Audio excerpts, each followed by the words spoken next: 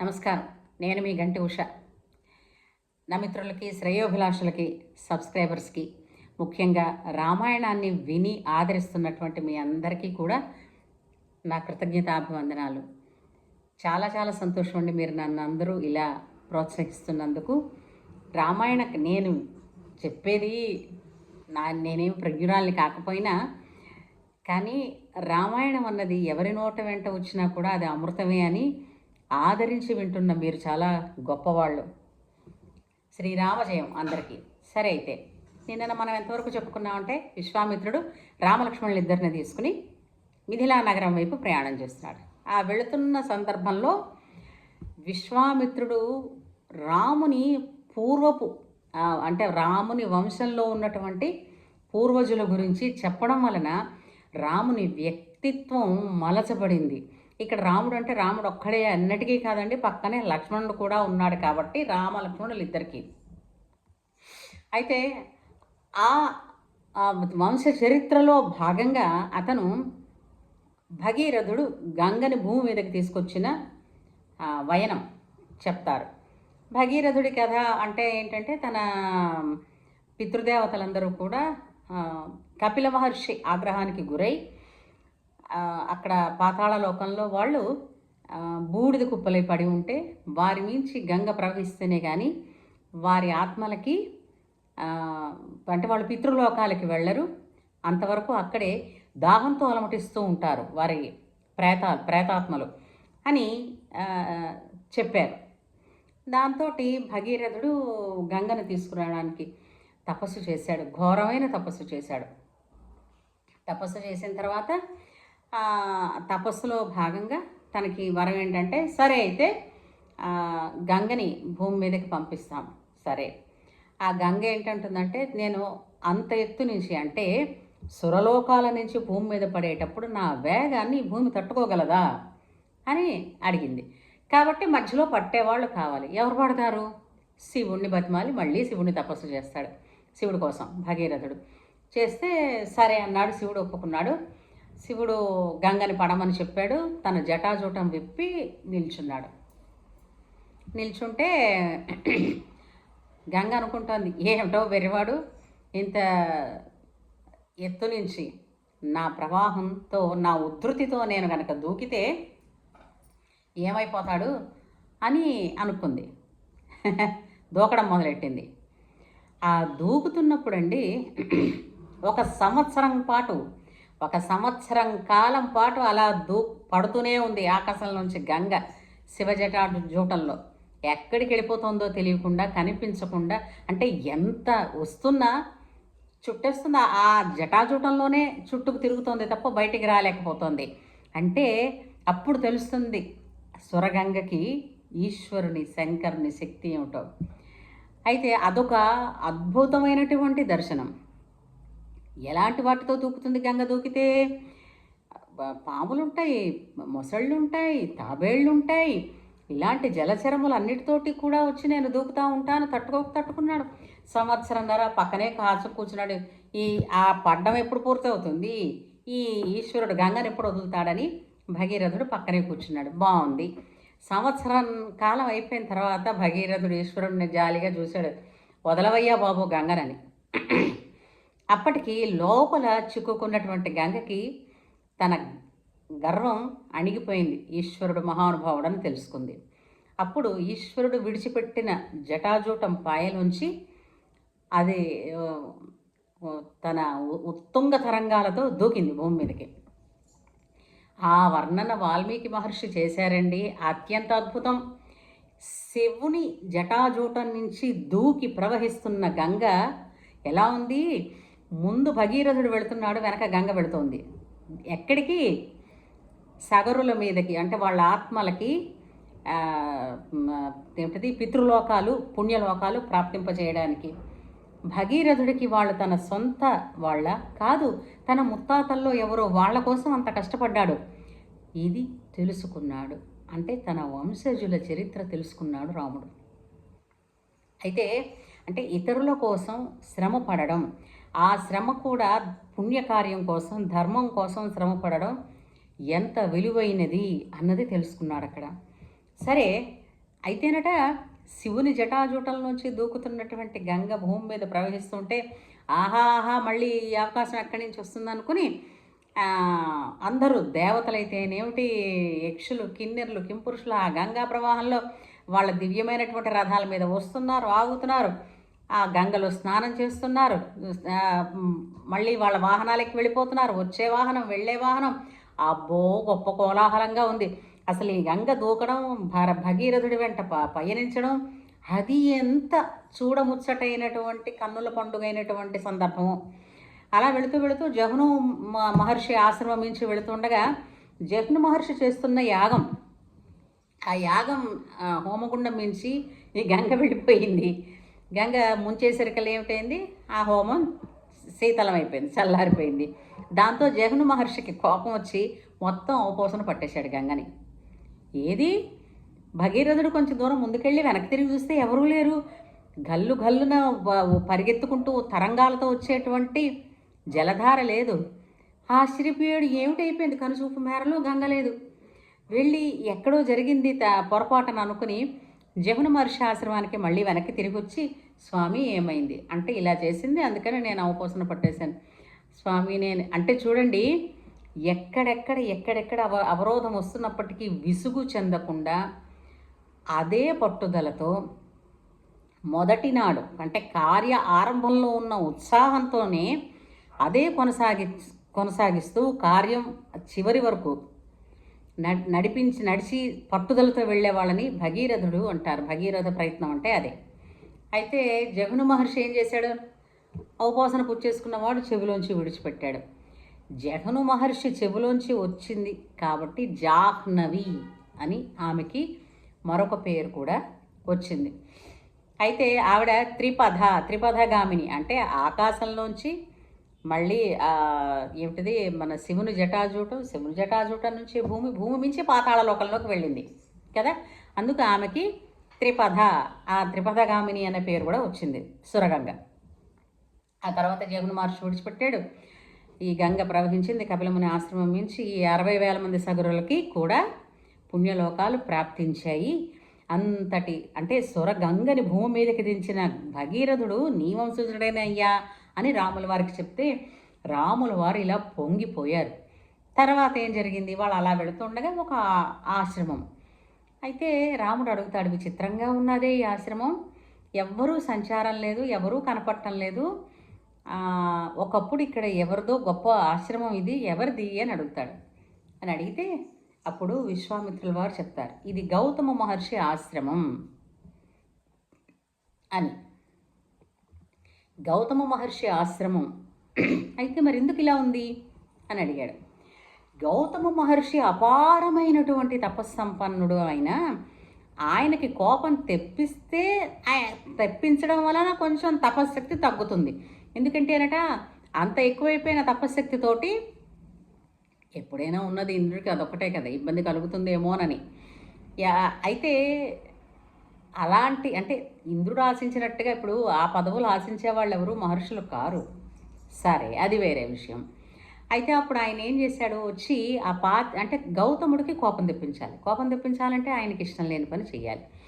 ఆయనకి ఇష్టం లేని పని చేయాలనంటే ఏమొచ్చాడు, వచ్చి గౌతమ మహర్షి ఆశ్రమానికి వచ్చి కోడిలాగా కూయడం వల్ల తెల్లవారిందనుకుని అర్ధరాత్రి పూటే గౌతమ మహర్షి నది స్నానానికి వెళ్తారు. నది స్నానానికి వెళ్ళగానే అదే సమయం అనుకుని గౌతమ మహర్షి వేషంలో ఇంద్రుడు ఆశ్రమంలో అడుగు పెడతాడు. ఈ కథ అందరూ చాలా హాస్యంగా వింటూ ఉంటారు, కొన్ని సినిమాల్లో చూపించారు, కానీ అలా కాదండి. ఇందులో చాలా ఆత్మగౌరవం, అస్తిత్వం, తర్వాత భార్యాభర్తల మధ్య ఉండాల్సిన దాన్ని ఏమిటంటారు, బాంధవ్యం, అనురాగం, అర్థం చేసుకునే తత్వం, ఇవన్నీ ఇందులో ప్రస్ఫుటిస్తాయి. అంటే ఒక భార్యని ఏ విధంగా గౌరవించాలి అన్న సంగతి ఇదిగో ఇక్కడ తెలుసుకుంటాడు శ్రీరాముడు. అయితే గౌతముడు మళ్ళీ వెనక్కి తిరిగి వచ్చి అహల్యతో ఉన్నటువంటి ఇంద్రుడిని చూసి ఇంద్రుడికి శాపం ఇస్తాడు. అయితే ఇక్కడ జరిగింది ఏంటంటే చాలామంది అహల్యది తప్పు అని అనుకుంటారు. ఒక విషయం అండి, అహల్య ఎవరు? విశ్వసుందరి, బ్రహ్మమానస పుత్రిక. విశ్వసుందరిలని ఇప్పుడు చూసారా, పంచకన్యాం పఠే నిత్యం అని మనం చెప్తూ ఉంటాం. అంటే వాళ్ళు ఎంతటి సుందరీమణుల అంటే వాళ్ళు కోరుకున్నప్పుడు వాళ్ళ కన్యాత్వం వాళ్ళకి ఎప్పుడు ఉంటూనే ఉంటుంది. అయితే అంటే మనకి పంచకన్యల్ని చెప్తారు. అహల్య, మండోదరి, తార, సీత, ద్రౌపది తప్ప మిగిలిన నలుగురు ఇందులో ఉన్నారండి. మీరు రామాయణాన్ని పూర్తిగా పరికించి చూస్తే తెలుస్తుంది. అంటే సీత కూడా అంటే మిస్ యూనివర్సల్ వీళ్ళందరూ అనమాట, అంతటి అందగత్తెలు. అయితే అహల్య బ్రహ్మకి మానసపుత్రిక. ఆయన ఒకనొకప్పుడు తన అంటే అమ్మవారు తన సౌందర్యాన్ని తన సోదరుడైనటువంటి విష్ణుమూర్తికి, నారాయణుడికి ఇచ్చింది. ఆ మోహిని రూపం చూసే శివుడు మోహింపబడ్డాడు, అంటే మోహానికి గురయ్యాడు. అయ్యో, నేను ఇంత అందమైన దాన్ని నేనా సృష్టించలేకపోయానని బ్రహ్మ అహల్యను సృష్టించి సహజంగా మనకి చూడండి, చాలా వెరీ కామన్ ఆస్పెక్ట్ ఇది. ప్రతి తండ్రి కూడా ఇప్పుడు ఒక గవర్నమెంట్ ఉద్యోగం చేస్తున్నాడు అనుకోండి, గవర్నమెంట్ ఉద్యోగం చేసే అతను తన పిల్లని గవర్నమెంట్ ఉద్యోగస్తుడికే ఇద్దాం అనుకుంటాడు. ఒక బ్యాంక్ ఉద్యోగికి ఇద్దాం అనుకుంటాడు. చాలా యూజువల్గా కనిపించే తత్వాలు కదండి ఇవి. అలాగే బ్రహ్మ అంటే మహాతపస్సంపన్నుడు కాబట్టి మహాతపస్సంపన్నుడికి పిల్లనిద్దాం అనుకున్నాడు. అవునా కదా? అయితే ఆమె పుడుతూనే ఆమెకి ఇంద్రుడి వైభవం చూసి ఇంద్రుడి మీద ఆమెకి మనసుంది. పిల్ల మనసు తెలుసుకోకుండా పెళ్లి చేయడం అన్నది బ్రహ్మదేవుడి పని. ఓకే. అయితే ఒకసారి అంటే ఆ పిల్ల పుట్టిన వెంటనే ఇతను ఏం చేశాడు, గౌతముడికి అప్పచెప్పి విద్యాబుద్ధులు నేర్పించమన్నాడు. అపార సౌందర్యవతి ఆవిడ. కానీ గౌతముడు అలాంటి చలించే మనిషి కాడు కాబట్టి సరే విద్యాబుద్ధులన్నీ నేర్పించేసి ఈమెకి యుక్త వయస్సు వచ్చింది, విద్యాబుద్ధులు నేర్పించేశాను, ఇదిగో మళ్ళీ నీ పిల్లని నీకు అప్పచెప్పేశానని ఇచ్చేశాడు. ఇచ్చేస్తే దిక్పాలకులందరూ కూడా ఇంద్రుడితో సహా ఆమెని పెళ్ళాడదామని అయితే అనుకున్నారు.